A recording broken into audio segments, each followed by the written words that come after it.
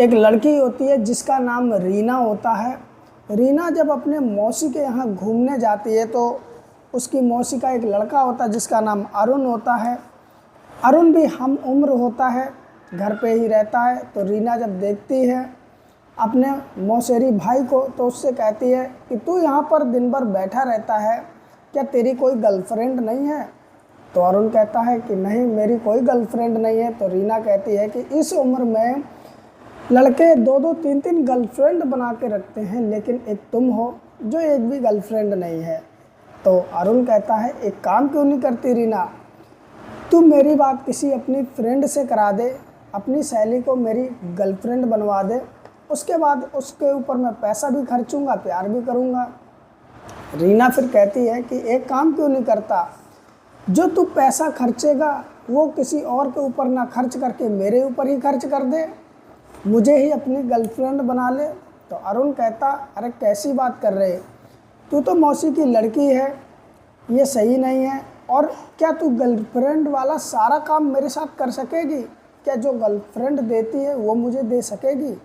अरुण जब इस तरह की बात करता है तो रीना थोड़ा पैसे के भी लालच में आ जाती, क्योंकि उसने पहले ही कहा था अरुण ने कि मैं पैसे भी खर्च करूँगा। तो रीना हाँ कर देती है, कहती है कि हाँ, जो गर्लफ्रेंड तुझे दे सकती वो मैं भी दे सकती हूँ, तू दूसरे क्यों पैसे खर्च करेगा, मुझ पर ही पैसे खर्च कर। और वहीं से दोस्तों इन दोनों की बात शुरू हो जाती है। और उसके बाद में दोस्तों ये सारी मान मर्यादाएं तोड़ देते हैं और घर के अंदर ही इनकी बातचीत से लेकर के जो प्यार मोहब्बत में जो संबंध बनते हैं वहाँ तक किस्सा हो जाता है।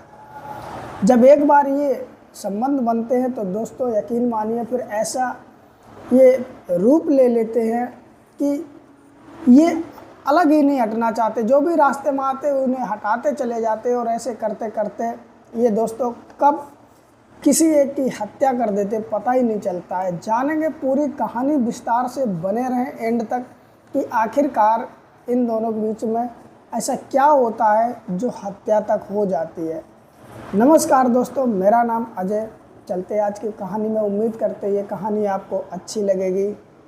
अच्छी लगे तो लाइक भी करना और कहानी को शेयर भी करना, जिससे और लोग भी जागरूक हो सके कि गलत काम का गलत ही नतीजा निकलता है। दोस्तों अब चलते हैं आज की कहानी पे। दिन होता है दोस्तों 7 मई 2026 और उसके बाद में जगह होती है रायसेन ज़िला और जगह होती है सिरवारा ब्रिज। उसके नीचे एक बोरी पड़ी हुई थी, उसमें से बदबू आ रही थी।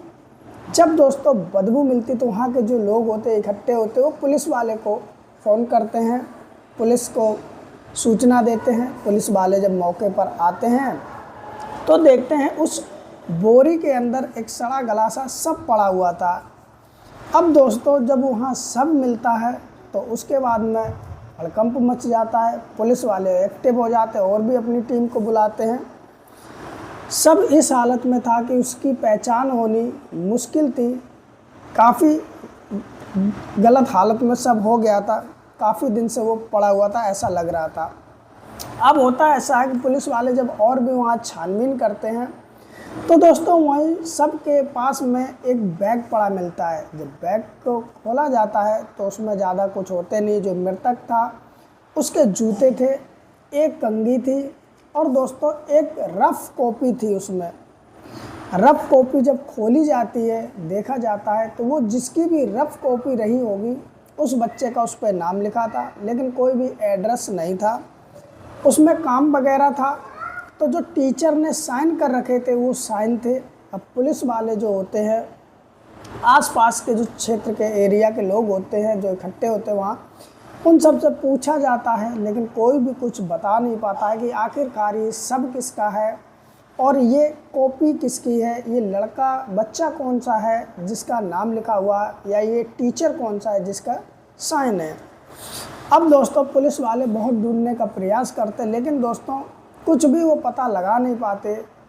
अब उनके पास सिर्फ एक ही सबूत था जो कि हत्यारों तक पहुंचने का, वो था उस टीचर के साइन या उस बच्चे को ढूंढना जिसकी ये कॉपी है।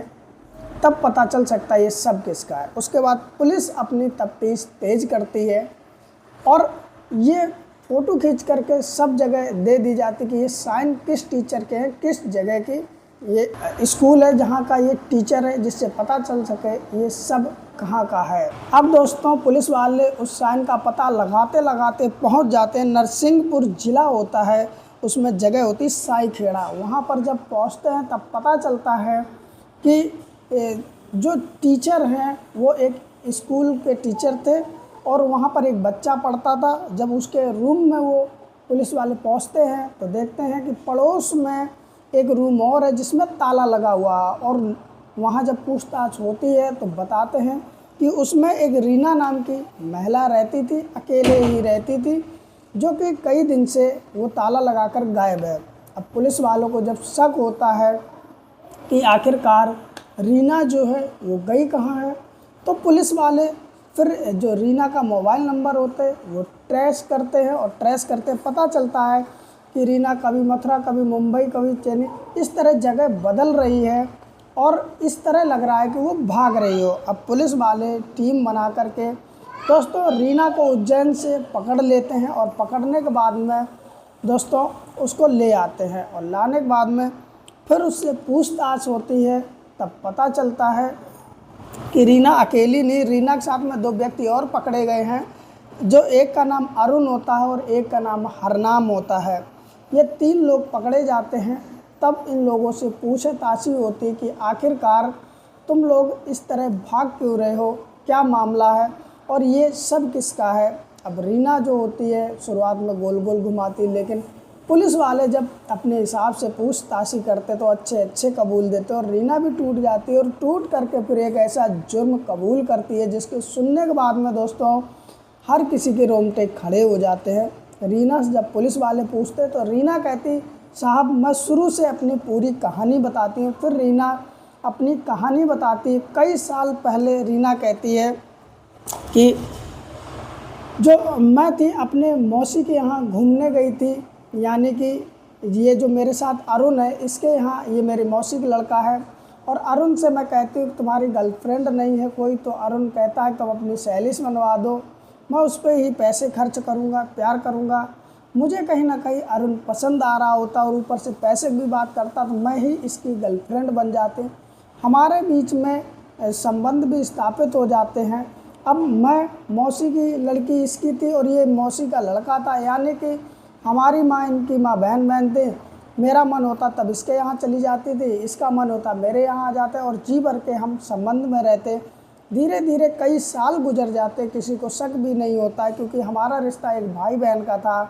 लेकिन उसके अलावा हम लोगों को पता था कि हम एक प्रेमी की तरह रह रहे हैं।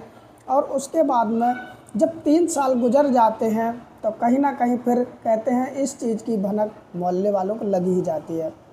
जब ये भनक मोहल्ले पड़ोसों को लगती है कि इन दोनों के बीच में कुछ ना कुछ अफेयर चल रहा है, उसके बाद में ये खबर मेरे घर वालों तक पहुंचती है। जब मेरे घर वालों तक पहुंचती है और मेरे मम्मी पापा को पता चल जाता है कि हाँ हमारे और जो ये अरुण है दोनों के बीच में संबंध है, तो मेरे मम्मी पापा आपस में डिसाइड करते कि कितनी बेइज्जती की बात है कि ये रिश्ते में भाई बहन हैं और इनके ऐसे संबंध हैं, क्या किया जाए, रीना की शादी करा दी जाए। फिर जब मुझे पता चलता है तो मैं अपनी माँ से कहती हूँ कि माँ मेरे अरुण के साथ शादी करा दो। तो मेरी माँ कहती है कि इसमें कितनी बेइज्जती होगी, ये तुम्हें समझ में नहीं आता क्या। फिर मेरी जो माँ है वो एक अच्छा सा लड़का देखती है और मेरी शादी उस लड़के के साथ में करा दी जाती है। लेकिन मेरी शादी हो जाती है, लेकिन मैं अपने पति पे ध्यान नहीं दे पाती हूँ।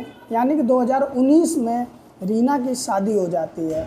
अब रीना कहती है कि मैं अपने पति से प्यार ही नहीं कर पाती, मेरा पति जब भी मेरे साथ कुछ भी करता मुझे अच्छा नहीं लगता, लेकिन मैं पत्नी बन चुकी थी उसकी, इसलिए रोक भी नहीं सकती। लेकिन मेरा दिल, मेरा प्यार सारा अरुण के पास था। जब भी मुझे मौका मिलता मैं अरुण से फिर मिल लिया करती, संबंध बना लिया करती। दोस्तों शादी के बाद में अब घंटों घंटों रीना अरुण से बात करती है। ये बात रीना के पति को भी पता चल जाती है। अब उसके बाद में वो रीना को चिल्लाता है, डांटता है, आए दिन झगड़े होने लगते हैं। रीना कहती है मैं ये सारी बात अरुण को बताई, अरुण कहने लगता है तुम अपने पति को छोड़ दो, तुम्हारा खर्चा सारा मैं उठाऊंगा और तुम अपने पति को छोड़ के रहने लग जाओ। अब होता भी ऐसा है कि दोस्तों 2 साल तो किसी तरीके से कट जाते हैं। उसके बाद में रीना जो होती है अपने पति को छोड़ देती है और छोड़ने के बाद में जो नरसिंहपुर ज़िला होता उसके साई खेड़ा में एक किराए पर कमरा ले लेती है, एक मकान ले लेती है, जिसका सारा खर्चा जो होता है वो अरुण ही उठाता, उसके मौसी का लड़का या उसका प्रेमी कह लीजिए। अब दोस्तों यहाँ तो दोनों के मज़े ही मज़े थे, क्योंकि अब रीना अकेले रहने लगी थी अपने मकान में, किराए का मकान जो था। अब अरुण वहाँ आता था, दिन हो या रात हो, जी भर के मिलता था, जब तक मन हो तब तक साथ रहता था, फिर चला जाता था अपने घर और सारा खर्चा जो है वो अरुण ही उठाता था। इधर रीना अब घर पे अकेली रहती थी। जब अकेली रहती थी तो ये सोशल मीडिया पे एक्टिव हो जाती है, अपने इंस्टाग्राम पे, फेसबुक पे रीलें बना बना के पोस्ट करने लगती, क्योंकि उसे काम तो कुछ था नहीं, अकेले घर पे रहना, कोई भी साथ था नहीं। अब होता ऐसा है कि समय थोड़ा और गुजरता है। अब अरुण का जब भी मन होता है तो रीना के पास आता है, समय बिताता और फिर चला जाता है। अब दोस्तों समय कटने लगता है। इधर होता ऐसा कि रीना देखती है कि उसकी कोई भी रील हो इंस्टाग्राम पे, उसमें एक व्यक्ति ऐसा है जो कि बहुत अच्छे अच्छे कमेंट करता है, रीना की बहुत ही तारीफ़ करता है।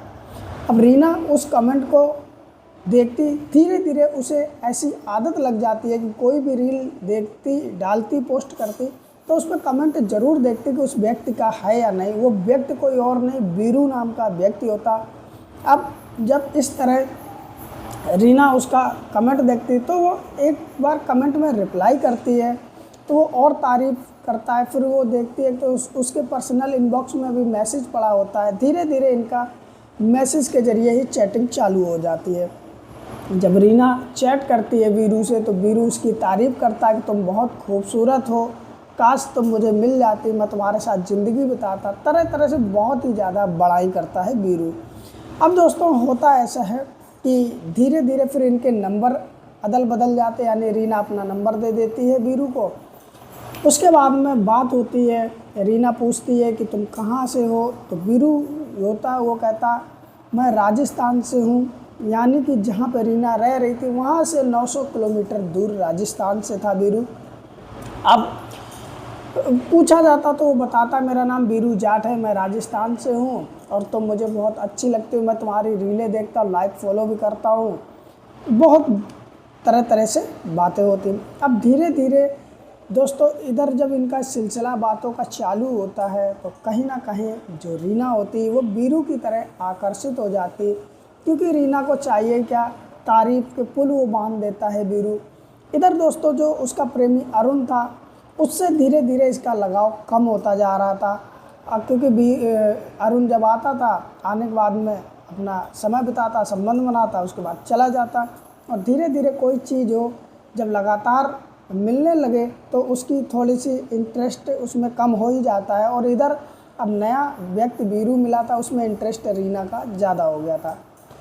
दोस्तों समय बीतता रहता है। इधर अब धीरे धीरे बातों में कई महीने गुजर जाते हैं। अब वीरू एक दिन रीना से कहता है मैं तुमसे मिलना चाहता हूँ, तुमसे बैठ करके बातें करना चाहता। तो रीना कहती है कि मैं साई खेड़ा में मेरा किराए का मकान है और मैं अकेले रहती हूँ, तुम कभी भी आके मुझसे मिल सकते हो। अब सारा एड्रेस वीरू को दे देती है रीना। वीरू 900 किलोमीटर दूर से आता है, रीना के बताए हुए एड्रेस पे रीना मिलती है।